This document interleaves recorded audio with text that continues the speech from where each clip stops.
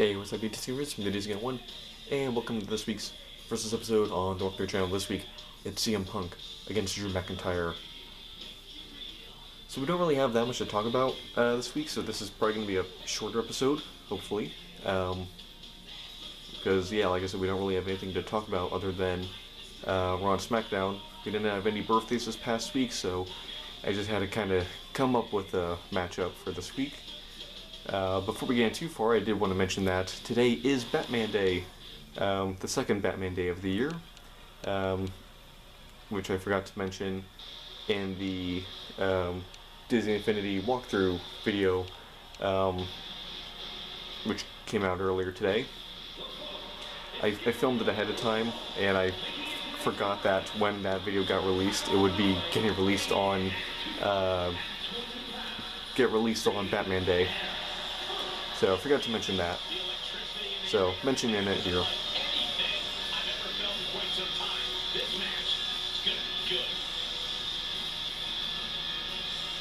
So yeah, that's really all I got to talk about. Other than that, it's just Raw and SmackDown. So let's jump into Raw. First match of Raw saw Pete Dunne beat Sheamus. Not clean though, of course. Of course, Sheamus isn't going to lose clean to Pete Dunne, but it was still a really good match. Whether it's going to be the last match of their series or if this rivalry is going to continue will remain to be seen. I have a feeling it will. I'm sure they want to, have a big blow-off feud, or not blow-off feud, but blow-off match, where whoever wins definitively and wins clean. Next match, Natalya beat Zoe Stark in what was an okay match, but, it's kind of a weird decision to have Zoe Stark lose, because there was a point, really only a few months ago, where it was obvious that the company was very high up on her, and were trying to establish her as, like, one of the next, stars of the women's division, so it's weird seeing her lose, especially to someone like Natalya, who, she's basically one of those people who can lose whenever, and as many times, and doesn't really affect her. That's kind of become her role in WWE, to be the one to lose to the up and coming stars. And she's basically like that person that the up and comers have to go through in order to establish themselves or show that they're serious, or that kind of thing.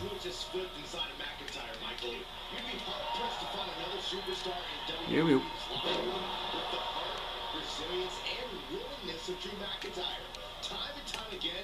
Oh yeah. Finn Balor and JD McDonough, beat Kofi Kingston and Xavier Woods to retain the WWE Tag Team Championships. After the match, Xavier Woods kind of went off on Kofi Kingston, storming off out of the ring, and then this continued backstage with, Xavier Woods telling off Kofi Kingston, basically being like, it's like, man, we haven't won anything like meaningful as a team in years. It's like, we need to get our stuff together. This is not working.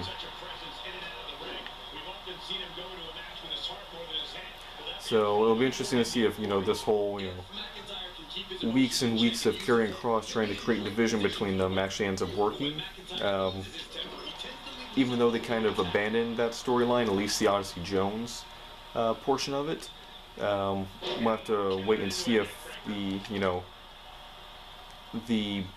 building animosity and tension between the the New Day ended up working or not, and we see really the end of the New Day, who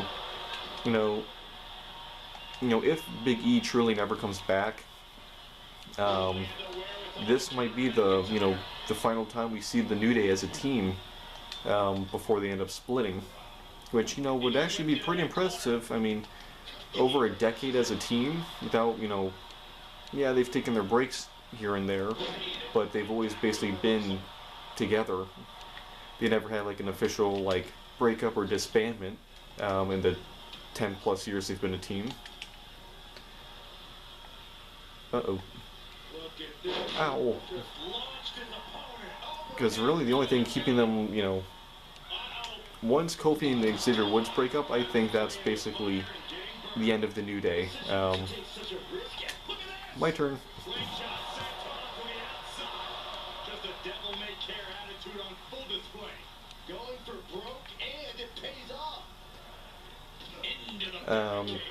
Once the two of them split, I think that's really it. Because Big E's been out for what, 4 years now, 3 years, which is kind of crazy to think about how long he's been out for. And yeah, I don't see him really coming back. I mean, I think the last thing we heard about it was that he technically could, but the risk of it is so high it's like not even worth it.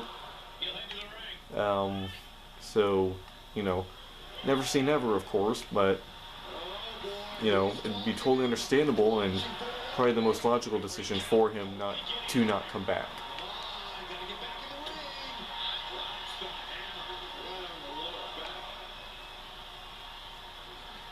The next match of the night was Braun Strowman against Bronson Reed, which, was never an actual match. It was basically just a giant brawl with an official there.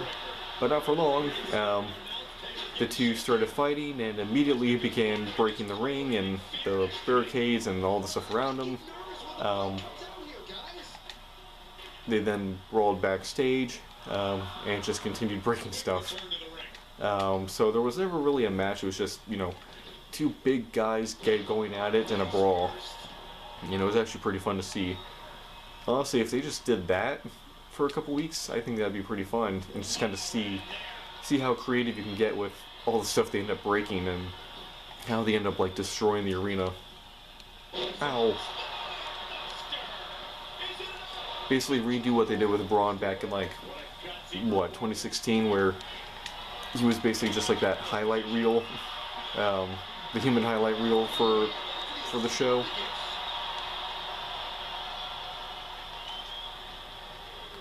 And just, they should just go back to that and kind of make that, Braun and Reed's thing for the next couple weeks, like in the lead up to Bad Blood, where it's just the two of them brawling and breaking everything.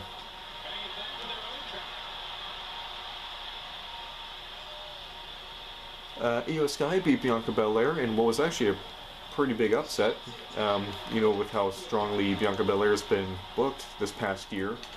But it was a good call because, Io Sky and the other women need to build up some, not legitimacy, but show that they actually have a chance to beat Bianca Belair and Jade Cargill, and that they're not unstoppable, which is a problem that, WWE's kind of put themselves in, where they've made them look too strong, similar to what they did with Rhea Ripley and Damian Priest, to the point that now no one else is like a true threat to them.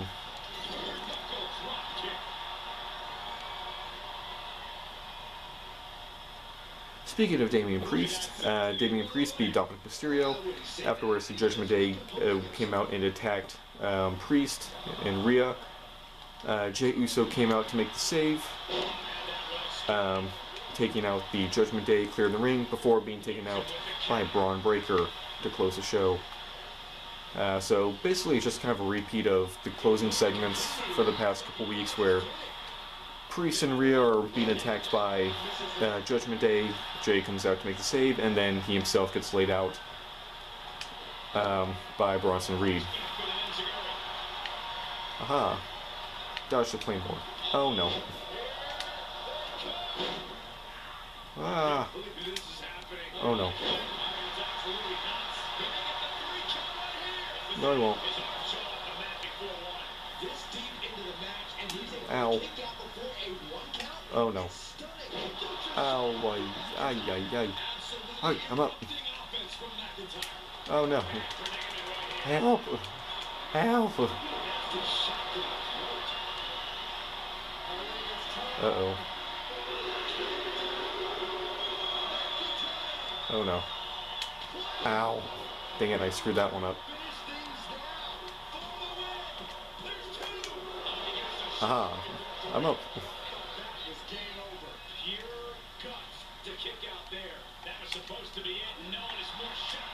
Alright, my turn.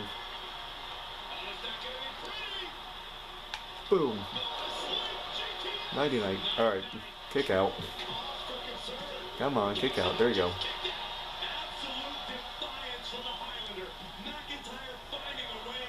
Moving on to SmackDown. So really, we did have a little bit of things to talk about. It was announced earlier this week that SmackDown will now be moving to 3 hours. In the coming weeks, I believe it's only once Raw officially moves to Netflix. Which, it's like, come on, man. We finally got Raw down to 2 hours from 3 after like 10 plus years, and now just SmackDown's not 3 hours. It's like, dude, come on. So we traded Raw being 3 hours for SmackDown to be 3 hours. It's like, no. Which, I can only assume this was a USA decision. They lost one, 3 hour block of programming, so they want to make up for it for something else, or with something else. Because, Raw was like one of their big cable shows, or not cable shows, USA's not cable, but, Raw was one of their big shows, and, it was a 3 hour block where they were guaranteed, basically, they were guaranteed viewers, so I think they wanted to make up with it with something else that, took up as much time as Raw did.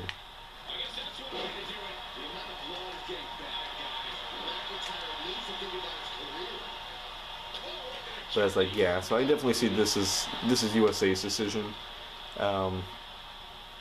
to extend SmackDown to 3 hours to make up for them losing Monday Night Raw.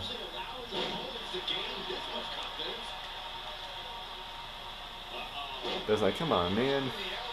Everyone was so excited that Raw was, getting moved down to 2 hours, and it's like, hey, now SmackDown's 3 hours. It's like, great, now SmackDown's going to be the unwatchable show.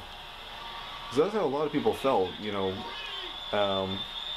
they felt that, one of the things that made Raw so hard to, watch, on a regular basis was how long it was. Because, people got jobs. They can't stay up till 11 p.m. to watch a wrestling show.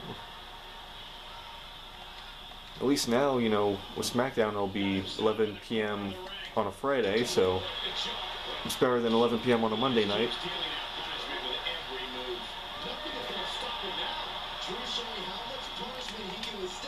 Ow. Uh-oh. Oh, no, you don't. So yeah, that was really the only thing more news stuff to talk about. And that's just kind of my opinion on it right now.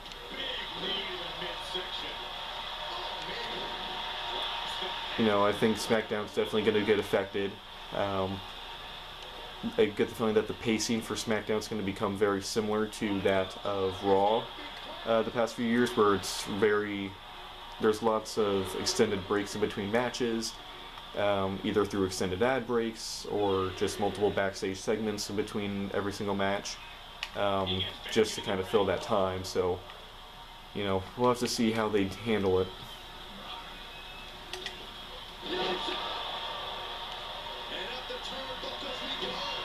So anyway, moving on to the actual SmackDown.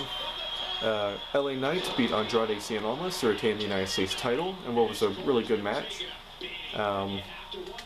which I think was just definitely something that LA Knight needed to show that he could hang with the best in-ring performers and pull off clean wins over them. Really legitimize himself as champion. Apollo Crews beat Giovanni Vinci. The match lasted a little bit longer than their match last week. It didn't end within 2 seconds, but it was still pretty short and ended the same way with a surprise roll-up, which doesn't really. They put in all this effort to repackage Vinci, and now he's losing in a minute. So it's like, do they just not know what to do with him? Did they put this big thing into his presentation or for his return because they didn't actually have anything for him when he did return? I don't know. If that's the case, that's kind of upsetting. Naomi and Bayley beat Nia Jax and Tiffany Stratton in a Tornado Tag Team match. In the main event, it was supposed to be Kevin Owens and hashtag DIY against the Bloodline. Hashtag DIY was taken out backstage by the Bloodline, so they ended up getting replaced by the Street Profits, who did their best to help out Kevin Owens, but all three of them ended up getting taken out by the Bloodline. This then led to a battered and injured hashtag DIY coming out to try to make the save, but then they were also taken out by the Bloodline. This then led to Cody Rhodes coming out with a steel chair and single-handedly taking down the Bloodline and saving Kevin Owens, hashtag DIY, and the Street Profits. Now, the big talking point with this segment, other than, Cody single-handedly taking down the Bloodline, is, a repeat of what happened either last week or a couple weeks ago, where Cody's, in the ring with Kevin Owens. They're staring down the Bloodline, but Kevin Owens is standing behind Cody, and it's obvious that Cody's not really paying attention to what he's doing. And you see Owens, seemingly contemplating attacking Cody.